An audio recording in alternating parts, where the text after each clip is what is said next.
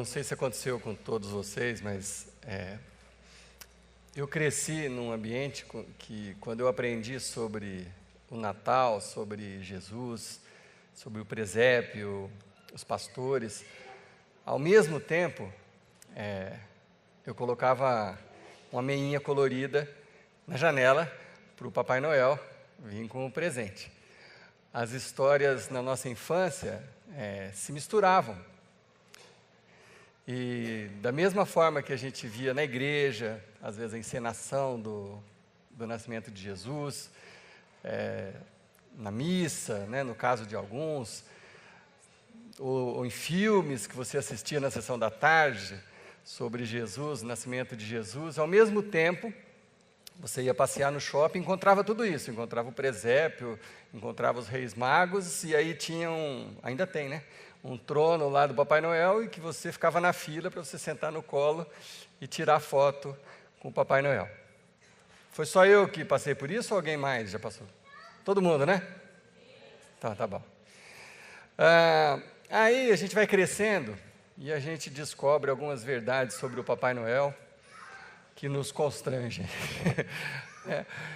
Sobre as renas, sobre ele morar no Polo Norte, você começa a descobrir coisas que para alguns é um desapontamento muito grande, né, numa fase da vida. Eu não vou detalhar muito, porque eu sei que tem algumas crianças por aqui, talvez não seja a hora ainda, mas a gente ouve algumas verdades sobre o Papai Noel, e isso nos desaponta. E de alguma forma, alguns de nós, ou eu diria até muitos de nós, confundem as duas coisas.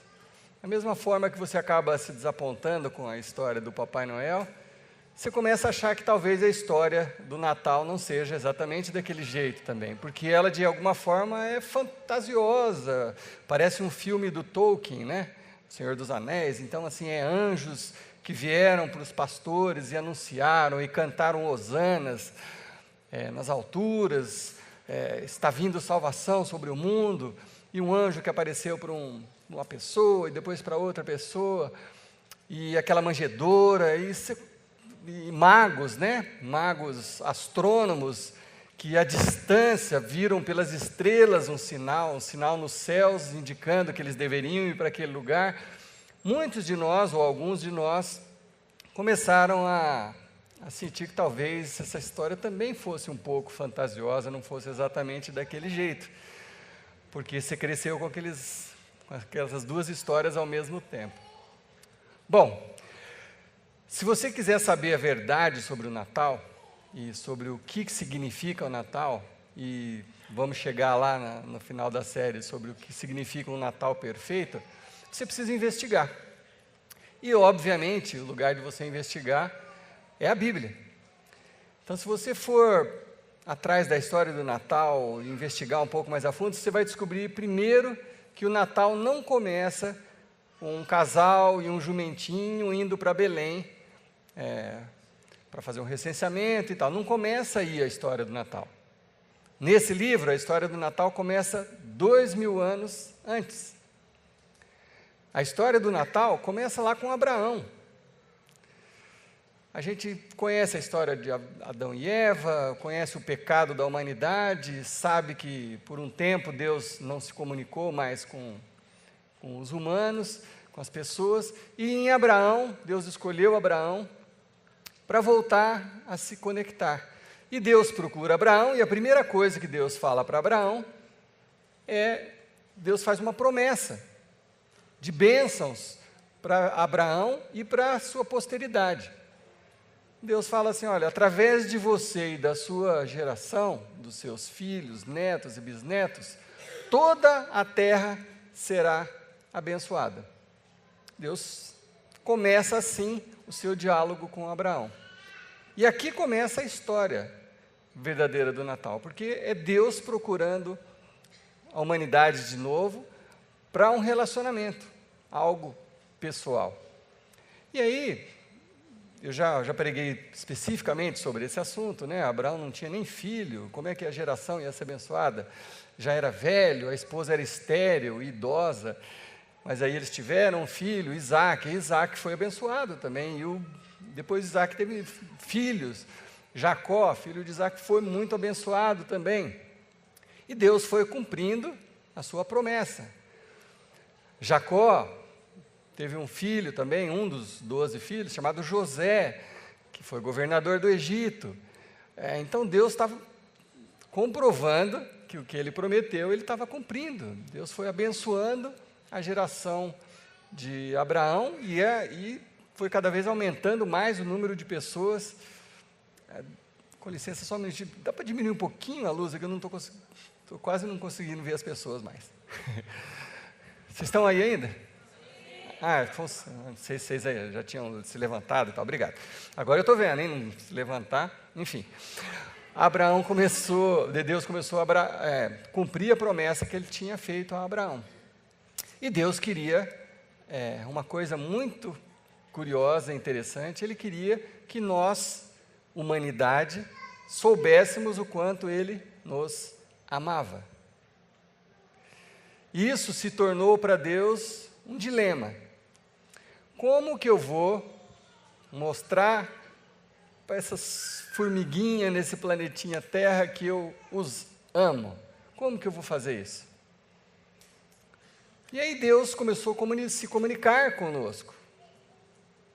Deus falou muito com o povo através de Moisés, estabeleceu leis para ordenar a vida daquelas pessoas, para que eles pudessem saber como adorar a Deus. Deus foi falando com o povo através de Moisés, depois de juízes, depois Deus falou com a humanidade através de reis, o rei Davi, rei Salomão. Depois Deus falou com a humanidade através dos profetas.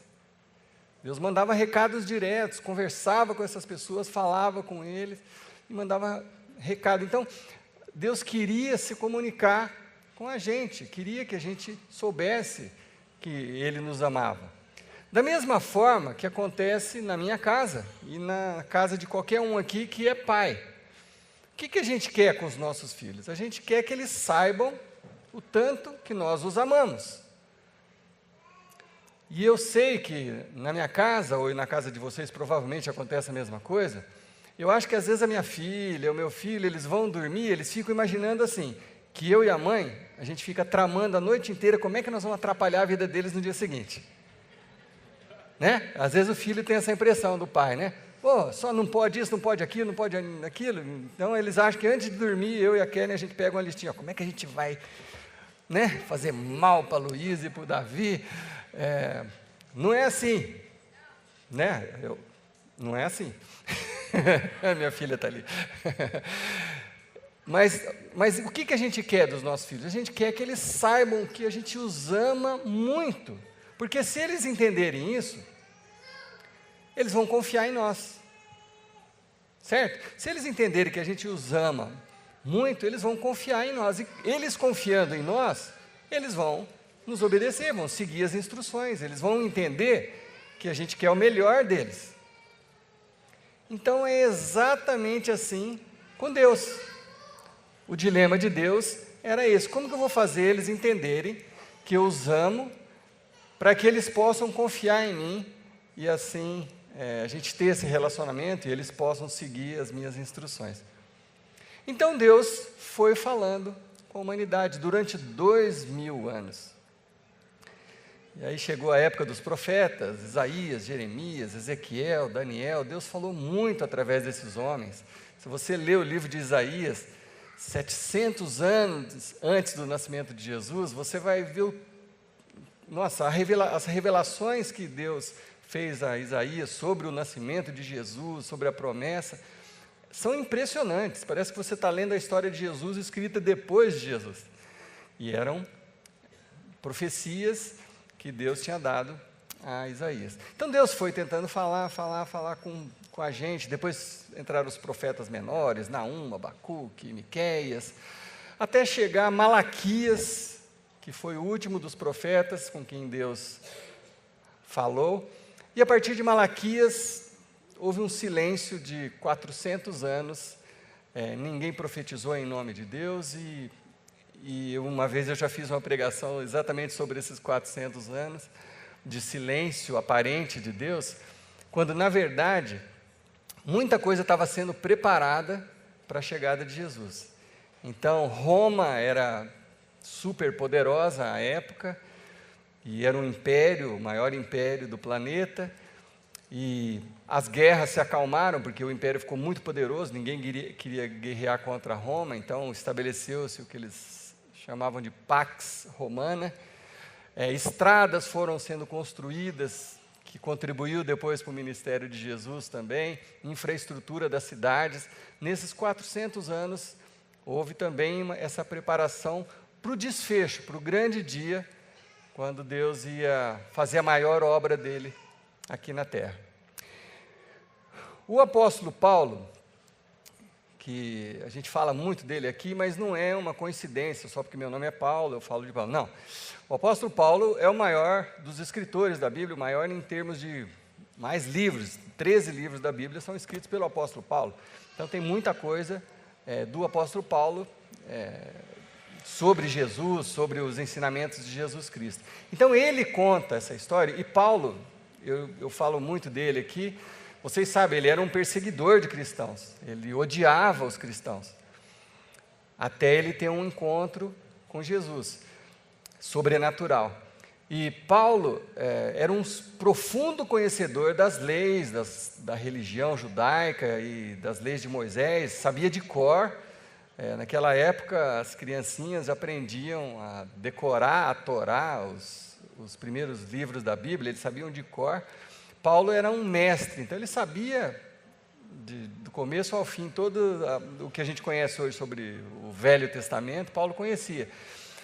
E Paulo conectou fez a ponte entre as coisas. Ele escreveu sobre isso, sobre toda essa preparação para o Natal, né? Então nós vamos ler hoje um texto que está lá em Gálatas, no capítulo 4, um texto de Paulo, né?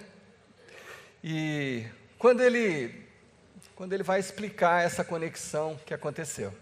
Então Paulo, que conhecia tudo, desde lá de Abraão, toda a história, Moisés, os reis, os profetas, Paulo diz o seguinte no versículo 4 do capítulo 4 de Gálatas, ele fala assim: mas quando chegou a plenitude do tempo, e aí Paulo quer dizer o seguinte, bom, depois de passado toda essa história de 2000 anos, incluindo esses 400 anos, onde as cidades foram se desenvolvendo, quando chegou o tempo exato, depois de tudo que Deus já tinha feito, falado com os profetas e tudo, nesse momento, onde Roma era um império, mas também ao mesmo tempo, as pessoas sofriam muito, porque eram muito escravizadas, eles eram muito poderosos. E a religião, nessa época, tinha tomado um rumo também terrível, tinha se desvirtuado para a corrupção. Todos os ensinamentos de Moisés, nesse momento da história, estavam sendo ensinados só como rituais, onde os sacerdotes, muitos deles corruptos, extorquiam as pessoas, arrancavam dinheiro das pessoas, terra das pessoas, em prol de pagar sacrifícios e rituais religiosos. Então, assim, havia um distanciamento, já não parecia mais o amor de Deus com que Deus procurou Abraão e tentou explicar. A coisa estava muito distorcida, muito corrompida.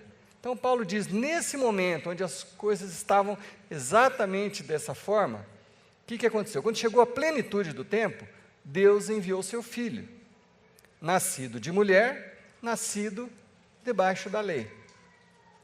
Uai, por que Deus precisou fazer isso? Nós estamos investigando, né, essa história. Por que Deus precisou enviar Jesus? Por que Ele não enviou um anjo que simplesmente profetizasse e todo mundo pudesse ver? Por que será que Deus enviou Jesus? Eu acho que Deus queria uma coisa relacional, mais íntima. Deus é espírito, mas Ele queria se transformar em carne para chegar perto de nós, para um relacionamento pessoal mesmo, né? E Deus fez isso para resolver um problema, que nem os juízes, nem os profetas, nem as leis de Moisés, nada disso tinha conseguido resolver. Deus mandou Jesus para resolver o que a religião não tinha conseguido resolver. E Paulo deixa isso bem claro. Ele fala: Deus enviou o seu Filho a fim de redimir os que estavam sob a lei, para que recebêssemos a adoção de filhos. Deus enviou Jesus para que a gente pudesse fazer parte da família de Deus, recebêssemos a adoção de filhos. Até então, nós éramos criaturas de Deus. Mas Deus queria algo relacional, próximo. Ele queria demonstrar o seu amor. Por isso Ele enviou Jesus, para que a gente pudesse, através de Jesus, nos reconectar com Deus e sermos conhecidos como filhos de Deus. Percebe que aí o relacionamento muda. Agora o relacionamento é de pai para filho. E é o pai que tomou a iniciativa de demonstrar o seu amor para com os filhos, que somos nós. Então, o que Deus fez foi demonstrar o seu amor para nós. Ele quis deixar evidente, de uma forma inesquecível, uma forma que nunca tinha acontecido, inédita. Deus quis mostrar o tanto que Ele nos ama, como a gente, pais, tenta fazer às vezes com os nossos filhos. E você deve conhecer o ditado, né? Ações falam mais do que palavras, né? Então Deus agiu, Deus fez, Deus enviou, Ele tomou a iniciativa. E o apóstolo Paulo fala disso também numa outra carta aos Romanos, no capítulo 5. Ele fala um pouco melhor, um pouco mais detalhado sobre esse ato de Deus, sobre essa demonstração. Ele usa exatamente esse termo. Romanos 5, versículo 8, Paulo diz assim: mas Deus demonstra o seu amor por nós. Então, Deus deixou claro o seu amor por nós. Mas como que Deus fez isso? Como que Ele deixou claro? O que Ele fez de diferente que os textos antigos não conseguiram, os profetas não conseguiram? Como que Deus fez essa demonstração do seu amor? Paulo diz: Cristo morreu em nosso favor quando ainda éramos pecadores. Antes que nós tivéssemos demonstrado qualquer sentimento em relação a Deus, Deus nos amou. Antes que você tivesse alinhado a sua vida, ou tentado fazer as coisas certas, ou tentado ser uma pessoa melhor, antes disso, quando eu e você estávamos mergulhados no pecado, Deus nos amou.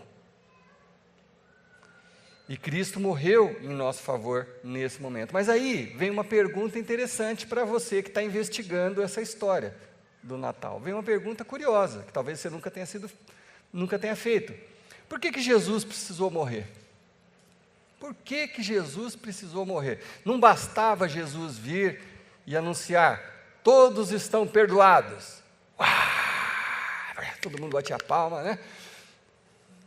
Por que Jesus precisou morrer? Por que uma morte tão violenta, tão trágica, com requintes de crueldade, com açoites, com coroa de espinho, gente cuspindo na cara de Jesus, humilhação pública? Por que Jesus precisou passar por isso? É uma boa pergunta. Por que Jesus precisou passar por isso? Deus era o autor da vida. Deus criou todas as coisas. Se foi em 7 dias, como uma semana, ou se foi em 7 milhões de anos de uma evolução, ou algo entre essas duas coisas, tanto faz. Deus é o Criador e autor da vida.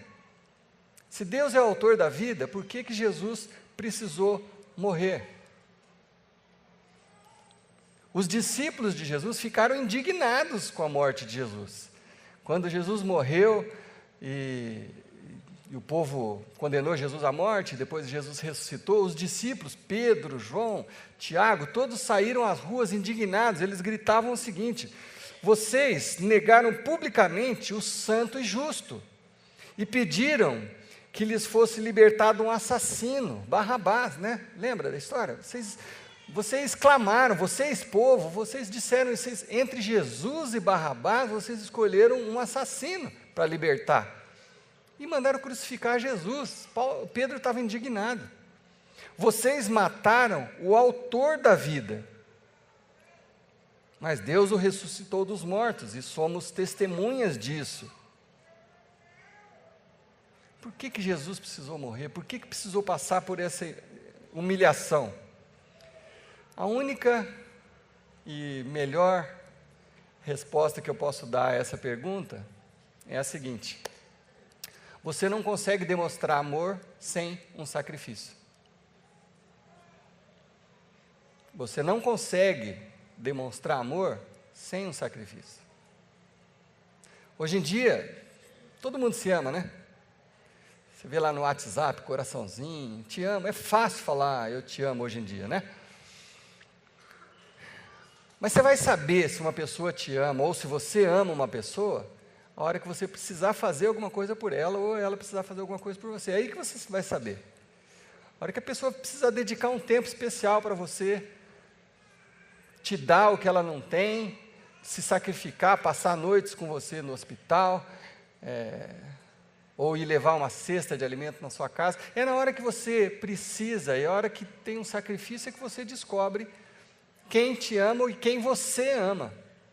Percebe? Então a resposta para essa questão é essa. E você não consegue demonstrar um grande amor sem um grande sacrifício.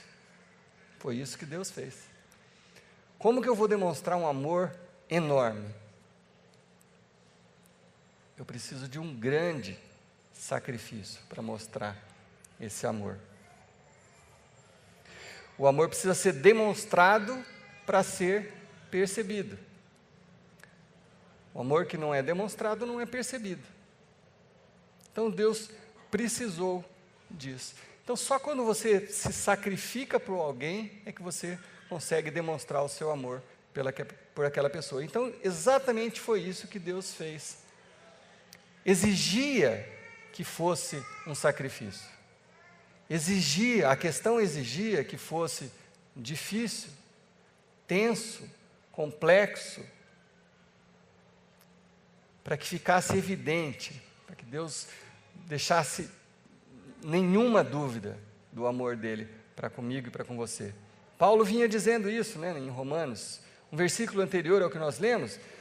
Paulo diz assim: dificilmente haverá alguém que morra por um justo, embora pelo homem bom, talvez alguém tenha coragem de morrer. Talvez eu, como pai, em alguma situação, se tiver uma arma apontada para mim ou para o meu filho, provavelmente eu vou escolher: olha, atire em mim e liberte meu filho. É possível que alguém morra por um justo, por alguém que você se relaciona, que ama. Mas Deus demonstra o seu amor por nós através de Cristo, tendo morrido em nosso favor quando a gente era pecador. E não quando a gente era bonzinho, quando a gente já era filho, já era querido. Não, quando a gente era ruim. Quando a gente estava distante dele, quando nós escolhemos a desobediência, quando nós escolhemos nos distanciar do Criador, quando nós optamos pelo pecado. Nesse momento, Deus enviou Jesus para morrer por nós. E o que me chama a atenção nesse versículo, que eu gostaria que ficasse na tela, é o seguinte: está no presente. Deus demonstra o seu amor por nós. Cristo morreu em nosso favor quando ainda éramos pecadores. Percebe que isso aqui tem uma validade eterna. Paulo não está falando assim, agora, aqui no século I da era cristã, nesse momento Deus demonstrou o seu amor para conosco. Não, Paulo usa o verbo no presente. Deus demonstra. Sabe por quê? Porque Ele faz isso comigo e com você hoje, 2000 anos depois. A mesma coisa. Através de Jesus, Deus demonstra, através da morte de Jesus, desse sacrifício grandioso, enorme, Deus demonstra o seu amor para comigo e para com você.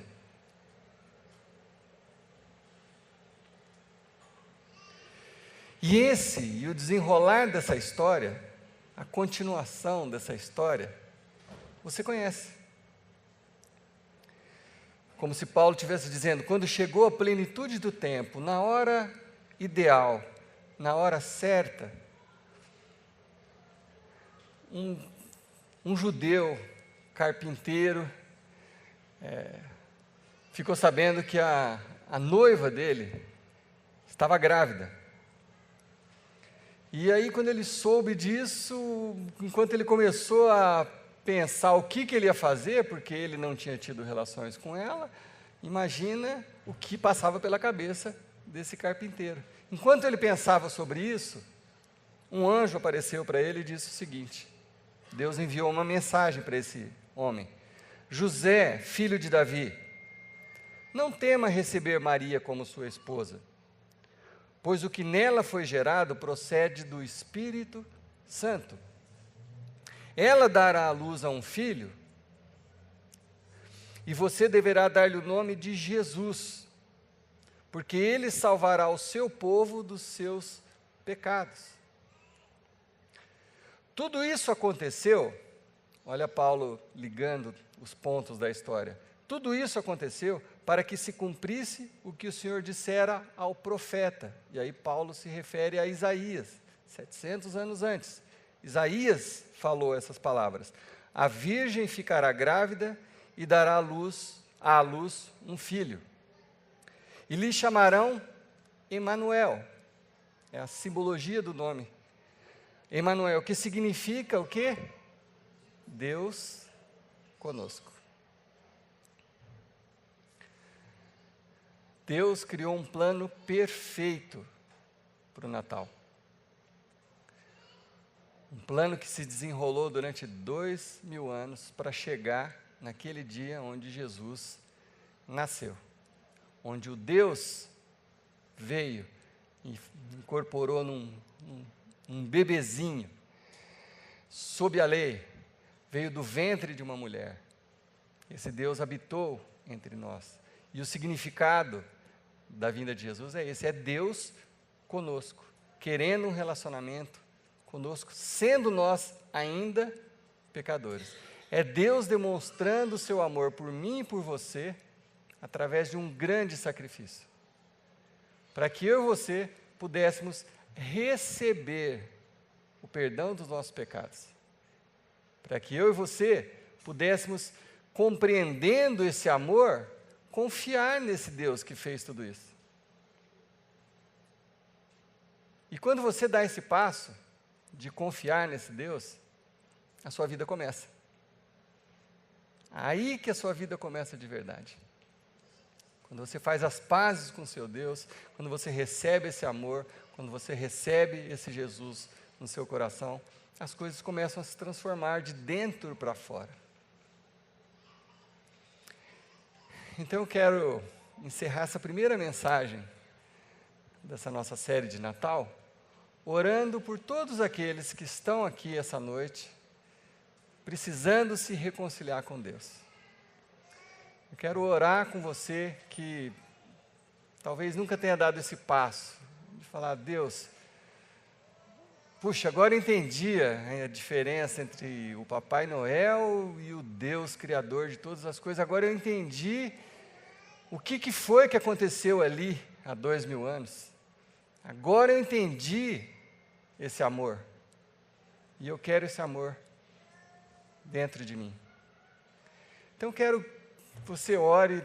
Eu vou dizer umas poucas palavras aqui, você pode repetir em silêncio ou em voz alta, aí no seu lugar mesmo. Não peço que você venha aqui à frente, não quero constranger ninguém, mas se alguém quiser ficar em pé e fazer essa oração, fique à vontade, mas vamos fazer uma oração muito simples. Depois eu vou orar por toda a igreja, nós ainda vamos cantar uma música que fala muito sobre isso, como a gente precisa desse Jesus, mas eu quero te dar essa oportunidade. Se você entendeu esse amor no dia de hoje, se você entendeu o tamanho desse sacrifício e a intenção de Deus nesse sacrifício, que você dê esse passo de pedir para que Jesus seja o Senhor da sua vida. Amém? Vamos orar então. repita no seu coração ou com a sua boca essas palavras. Pai Celeste, hoje eu compreendi o tamanho do seu amor para comigo.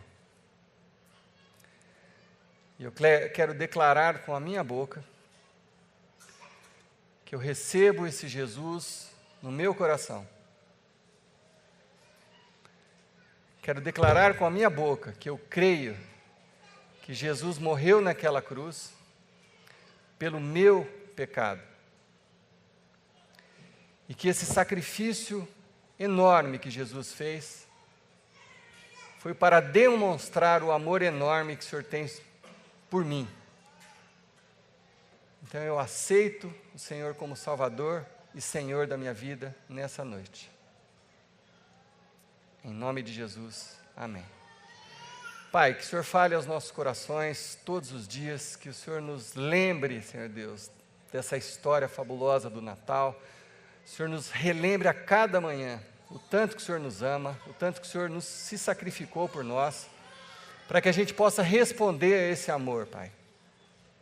Para que a gente possa devolver um pouco desse amor que o Senhor nos dá, levando a Tua palavra para as outras pessoas, contribuindo com o Teu reino, Senhor Deus, com os nossos talentos, com os nossos recursos, que a gente se envolva na Tua causa, Senhor Deus, porque essa é a esperança da humanidade, Jesus Cristo. Em nome desse Jesus que nós agradecemos. Amém.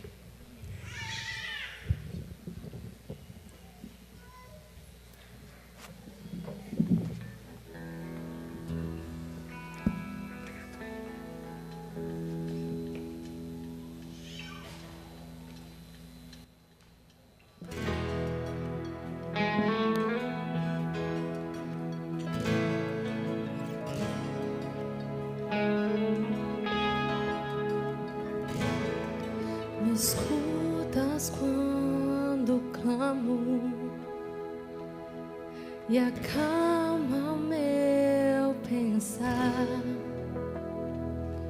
Me levas pelo fogo, curando todo o meu ser. Confio em Ti.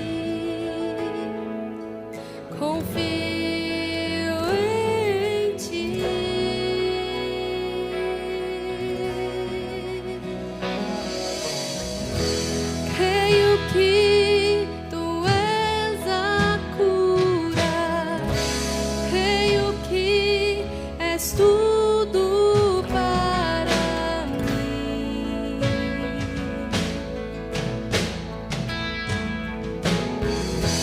Creio que Tu és a vida, creio que não há outro igual a Ti.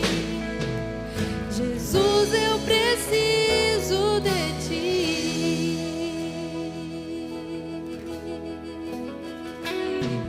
Me escutas quando clamo e acalma o meu pensar. Me levas pelo fogo, curando todo o meu ser. Confio em Ti, confio em Ti. Creio que Tu és a cura, creio que és tudo para mim.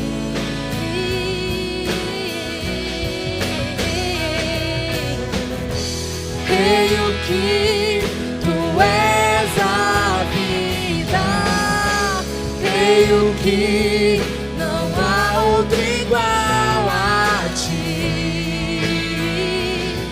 Jesus, eu preciso de Ti.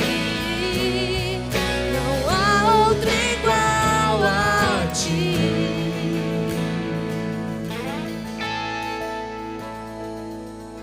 Nada é impossível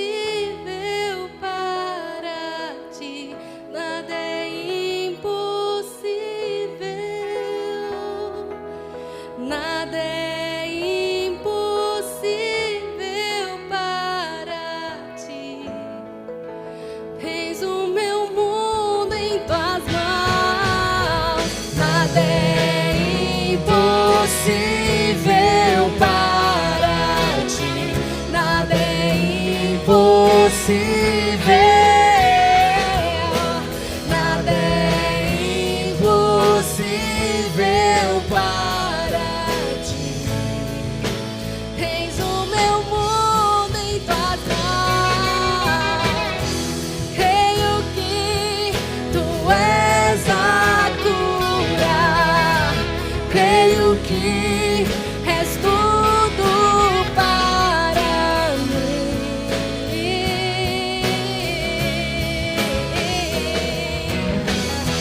Creio que tu és a vida, creio que não há outro igual a ti. Jesus, eu preciso de ti, não há outro igual a ti. Jesus, eu preciso de ti.